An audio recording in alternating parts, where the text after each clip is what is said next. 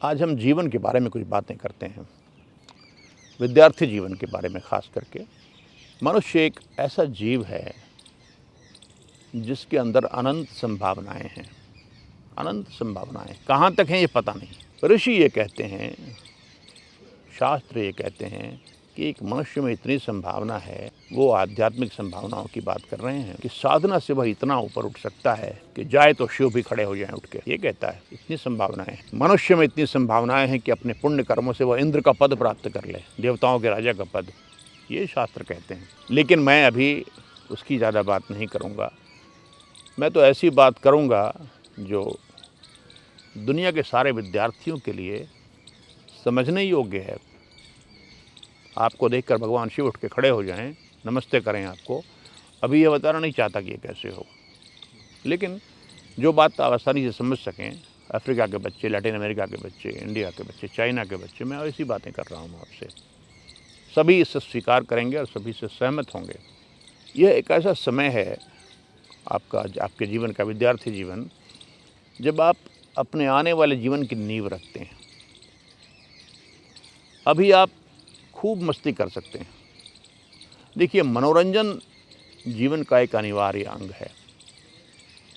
इसीलिए गुरुकुल में आपसे क्या कहते हैं हम कि आप संडे को अगर पढ़ते हुए दिख गए तो ठीक नहीं होगा। क्यों?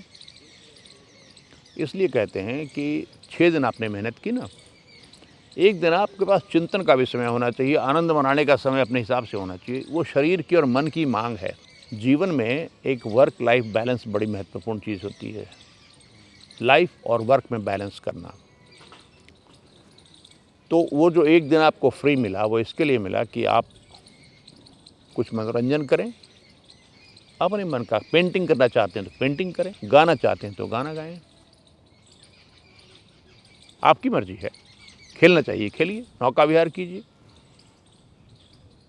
मन को तुष्ट कर दीजिए। बाकी 6 दिन कस के अध्ययन कीजिए। विद्यार्थी जीवन में अध्ययन करना ही तो मुख्य काम है। और आप में से प्रत्येक यहाँ से निकले तो PhD करके निकले, डॉक्टर ऑफ फिलॉसफी कहते हैं उसको। विद्वान बन के निकले। बाकी तो गुण रहें, विद्वान भी बन के निकले। आपकी शेप कैसे आप शेप लें, कैसे आप एक जीवन आपका आकार लें, इसमें आपकी जिम्मेवारी भी है और हमारी जिम्मेवारी भी है। शिक्षक की जिम्मेवारी भी है ना। शिक्षक की क्या जिम्मेवारी है? आपको हम फिजिक्स रटा दें, केमिस्ट्री रटा दें, सोशियोलॉजी रटा दें, कविताएं रटा दें, आपको तोता बना दें, तोता बना दें। विद्वान भी बनी तो तोता विद्वान बन जाइए, तोतापुरी बन जाइए। सारे शास्त्रों के श्लोक याद हों यहाँ वहाँ से, उसको बोलना शुरू कीजिए, बड़े लोग खुश हो जाएंगे, वाह बड़ा विद्वान व्यक्ति है। तोता है, विद्वान नहीं है वो। अगर उसका प्रोसेसर जो है ना, माइंड का जो प्रोसेसर है, ये तो याद करने की बात हो गई श्लोक। तो याद तो आप किसी बच्चे को करा दीजिए ना। 100 में से 90 बच्चे बचपन में ऐसी दिमाग की शक्तियाँ होती हैं।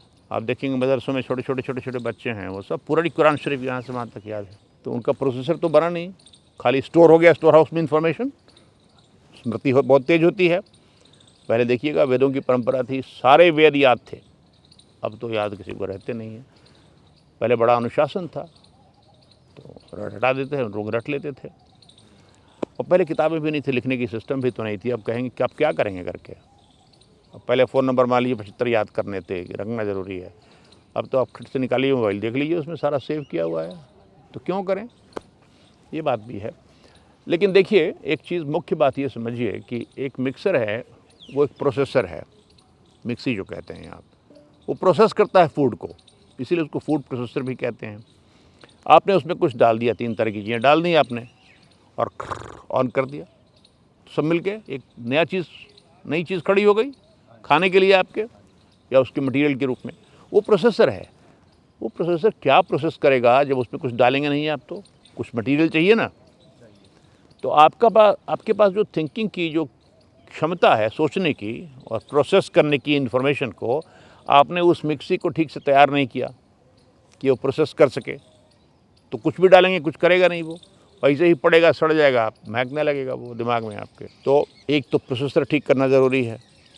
दूसरा, उसमें डालने के लिए जो स्टफ़ हो, अच्छा स्टफ़ हो। हाँ जी, अब गोबर डाल के मिक्सी चलाएंगे तो क्या खाने को मिलेगा बताइए? ऑरेंज डालेंगे तो जूस मिलेगा, क्यों? तो इसलिए प्रोसेसर भी ठीक हो और इन्फॉर्मेशन भी इसमें सही अच्छी इन्फॉर्मेशन रहे। कूड़ा डालने से कोई फ़ायदा नहीं है। तो हम आपके लिए एक शिक्षक के रूप में मैं कह रहा हूँ, स्कूल के रूप में कह रहा हूँ, शिक्षा व्यवस्था के रूप में कह रहा हूँ मैं आपसे, हमारा पहला फ़र्ज़ ये बनता है कि हम आपके उस प्रोसेसर को चलना सिखाएं कि चलो, अभी बैठा हुआ मिक्सी बैठी हुई है, उसमें डाल दिया ऑरेंज, करेगी उसको? कुछ करेगी वो? कुछ नहीं करेगी। उसमें बिजली डालनी पड़ेगी खर्र घूमने के लिए, है ना? वो बिजली डालना किसका काम है? सिस्टम, शिक्षक, परिवार, वो उल्टा काम कर देते हैं। आपका जब पैदा होते हैं तो आपका वो प्रोसेसर भगवान चला के भेजते हैं वहाँ से, चलता रहता है, घूमता रहता है। यहाँ के बोलते रुको, अपना प्रोसेसर मत चलाओ, मैं प्रोसेस करके तुमको देता हूँ, वो खाओ। ये क्या मूर्खता है? हम कैसे मान लें कि हमसे कम दिमाग आपको ईश्वर ने दिया है? हम नहीं मानते इस बात को। थोड़ा बहुत फ़र्क हो सकता है, ज़्यादा कम का, लेकिन मनुष्य का दिमाग है। अगर पागल मनुष्य नहीं पैदा हुआ है, होता है कभी कभी ऐसे दुर्भाग्य भी होता है लोगों का, तो उसके अंदर अभूतपूर्व क्षमताएं होती हैं, अलग अलग तरह की क्षमताएं होती हैं। एक ही क्षमता सब में नहीं होती है, कुछ तो कॉमन होती है, कुछ अलग अलग होती है ना? तो इसलिए इस प्रोसेसर को चलना सिखाएं हम, और आप चलना सिखाइए अपने प्रोसेसर को, ये बड़ा ज़रूरी है। और उसमें सूचनाएं संग्रह कीजिए। आपके स्कूलों में वो नहीं मिलेगा। क्यों नहीं मिलेगा? कि ये दुर्भाग्य की बात है, भारत में ही नहीं, ये समस्या बहुत जगहों पर है, और भारत में तो है ही है। भारत बहुत एडवांस्ड कंट्रीज़ में से है, बता दूं आपको। भारत पे यहीं के लोग बहुत हंसते रहे हैं। भारत ने दिखा दिया कि वो क्या क्या कर सकता है। ठीक है, अधिकांश लोग टाइम बिना मतलब बर्बाद कर रहे हैं, ये भी सही है। उसी में है डेडिकेटेड लोग। आखिर इसरो कैसे चला रहा है बताइए? पहुंच रहा है चांद पर, तो हम ही भारतीय ही तो है ना। बिना प्रोसेसर के चल रहा है वो।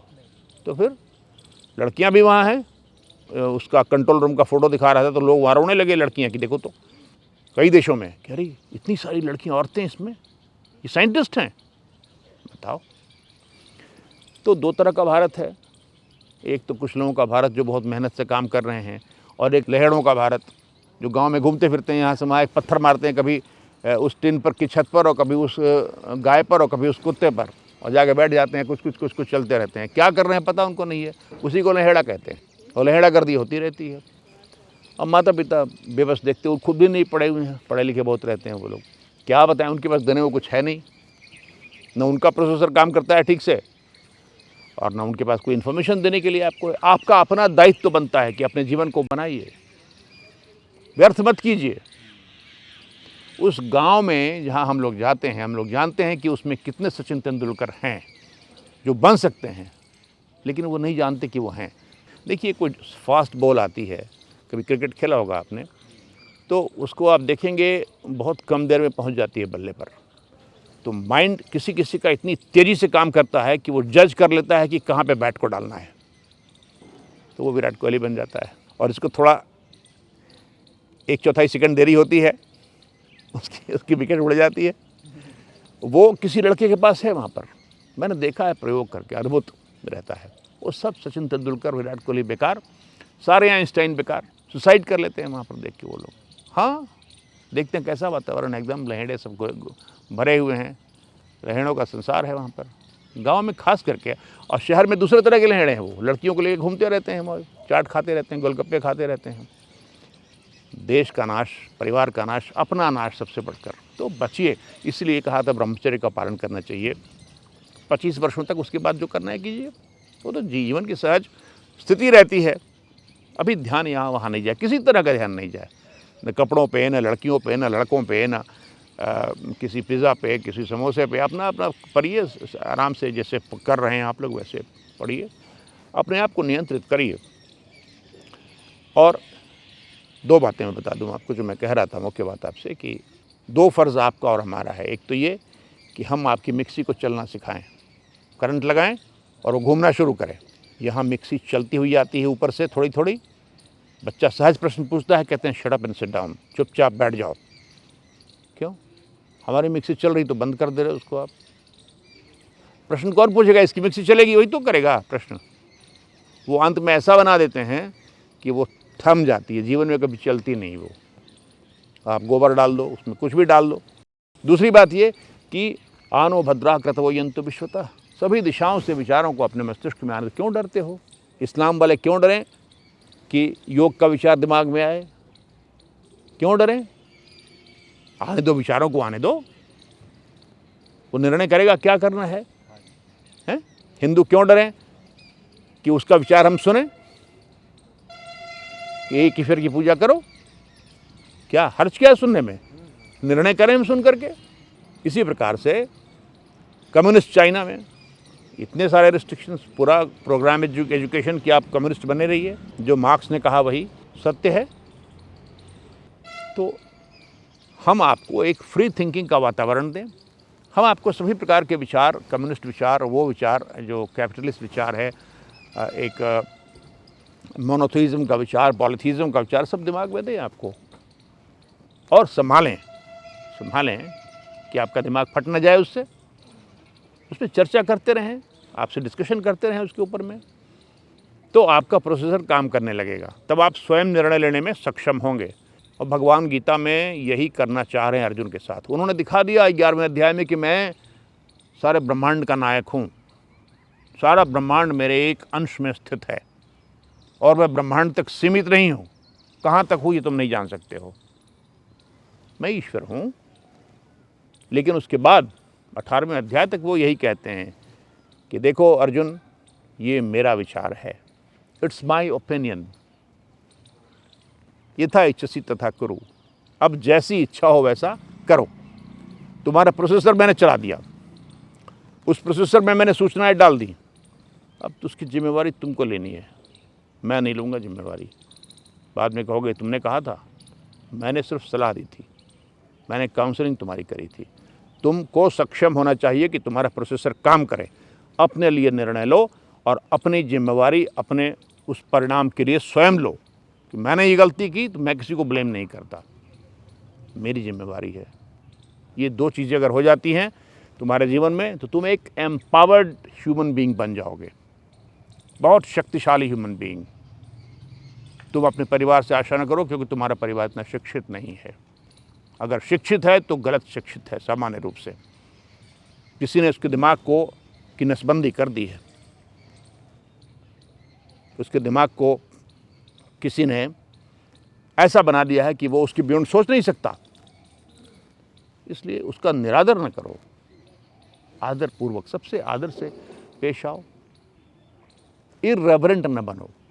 आज की पीढ़ी इररेवरेंट हो गई है, यानी अश्रद्धावान, हर चीज़ के प्रति अश्रद्धा, विवाह के प्रति अश्रद्धा, सरकार के प्रति अश्रद्धा, माता पिता के प्रति अश्रद्धा, सब टीचर के प्रति अश्रद्धा। अरे ये तुमको खा जाएगा, उनको कोई हार्म नहीं होगा, तुमको खा जाएगा। अश्रद्धालु बनोगे तो जीवन में शांति नहीं मिलती कभी, जान लो। और मैंने ऐसा कई लोगों को कह भी दिया, कई युवाओं को, कि आपको जो शांति नहीं मिलेगी और आप ईश्वर न करे आत्महत्या कर लोगे, अथवा डिवोर्स हो जाएगा आपका, कहीं शांति मिलेगी नहीं आपको, हर जगह आप विद्रोही बने रहोगे। इसलिए श्रद्धा और अश्रद्धा से ऊपर उठकर एक सौम्य व्यक्ति बनो। श्रद्धा करो, अंधश्रद्धा न करो, अश्रद्धालु न बनो। हर व्यक्ति के अंदर कुछ अच्छाई भी है, जानो, माता हो, पिता हो, ठीक है, समाज हो, उसके अंदर अच्छाई भी तो है। अब देखो ये पीछे हंस रहे हैं लोग, हंसी घर में नहीं आती उनको, खुश नहीं रहते, तो यहाँ सिखाया जा रहा है कि खुश कैसे रहते हैं। देख रहे हो ना, अच्छी बात है, कम से कम बता रहे हैं, हंसो, खुल के हंसो। हाँ, अब देखिए, ये हमारे महान देश अमेरिका ने एक दुनिया को बहुत बड़ा संदेश दिया है। जैसे हमने कभी अध्यात्म का संदेश पूरी दुनिया को दिया था, सारी दुनिया के लोग आके पढ़ते थे, वैसे ही अमेरिका और कुछ देशों ने पूरी दुनिया के बच्चों को बिगाड़ दिया, ख़त्म कर दिया, नष्ट कर दिया। अब उन्होंने एक नई संस्कृति निकाल दी, पोर्नोग्राफी की, अश्लील वीडियोस की। छोटे छोटे बच्चे देखते पाए जा रहे हैं उसको, अभी उनका समय भी नहीं आया उसके लिए, और दिमाग में इतना भर दिया है कि अब उसके बाद उनको और कुछ सूझता नहीं है। आप जगह जगह बलात्कार के जो समाचार पढ़ रहे हैं, उसी का परिणाम है वो। जब कोई वैसी वीडियो देखेगा छोटा बच्चा या किशोर, जिसको अभी अपने ऊपर संतुलन नहीं है, तो क्या करेगा वो? अपने ऊपर नियंत्रण खोकर कहीं बलात्कार करेगा। तो ये संस्कृति जो फैला रहे हैं ये लोग, कभी हम भी संस्कृति फैलाते थे पूरे विश्व में।